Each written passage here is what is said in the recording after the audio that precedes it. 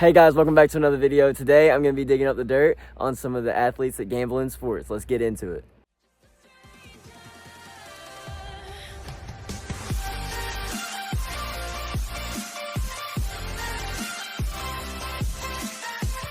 Sports gambling's been a very big recurring problem in professional sports for many years now.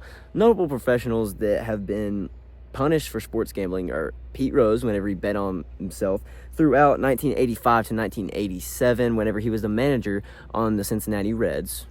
Tim Donaghy, whenever he was betting on the games that he was reffing in the NBA during the 2003 to 2007 seasons, which he would be detained for. The 1919 Chicago White Sox, also commonly known as the Black Sox, whenever they had 8 players of theirs conspire with gamblers and bettors to rig the World Series so that they would lose and they would win a bunch of money, as well as the gamblers would win a bunch of money. And last but not least, the 1961 NCAA betting scandal in college basketball, where former NBA All-Star Jack Molinas and many other people in NCAA college basketball were betting and conspiring against each other for point shaving and for rigging fixed games where they would just win money because they lost or because they won by so much. This events of the 1961 scandal would result in 37 different people being arrested from 22 different colleges. Amid these sports gambling scandals, there would be a lot more scandals happen after 2018 whenever sports gambling went nationwide in the United States and became legal for many states to be able to use. This would lead to ESPN creating an article about recent sports scandals and gambling since 2018. Athletes such as Jonte Porter, who used to play for the Toronto Raptors, bet on himself in 2024 and was convicted, banning him for life from the NBA. Terry Rozier, another NBA player that played for the Miami Heat, and Chauncey Billups, a former NBA player and NBA champion that was now coaching the Portland Trail Blazers, would be convicted for rigging betting games and conspiring with insider knowledge that they already had from the NBA to place bets in casinos. They would be arrested, among many others, in this during 2025. Another notable scandal is from Shohei Ohtani and his interpreter. Since Shohei is a man from Japan, his interpreter spoke English for him most of the time in press conferences.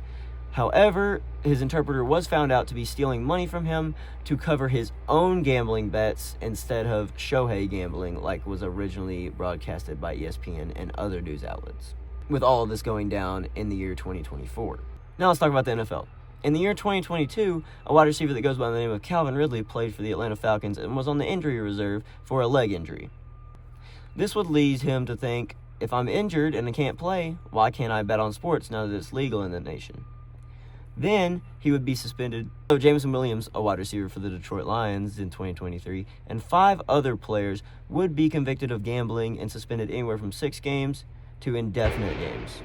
Solutions for this could be mandatory training before every offseason that athletes would have to go through in order to make sure they don't bet on themselves or bet on any other games. Major consequence amplifications leading to just anyone who bets being banned, which is radical, but it's reasonable. The end of partnerships between Major League Sports and these gambling companies, such as different stadiums being named after gambling companies, which is pretty much enticing the players. Other harsh rules like contract destructions, stopping other athletes from being enticed or stop them from advertising sports gambling brands. And last but not least, the most harsh one that I can think of would be outlawing betting for everyone nationwide, which wouldn't completely outlaw it because people will find loopholes to do it. However, it would make it illegal and would require consequences such as jail time, fines. Thanks for watching my video. I'll catch y'all in the next one. I'm out.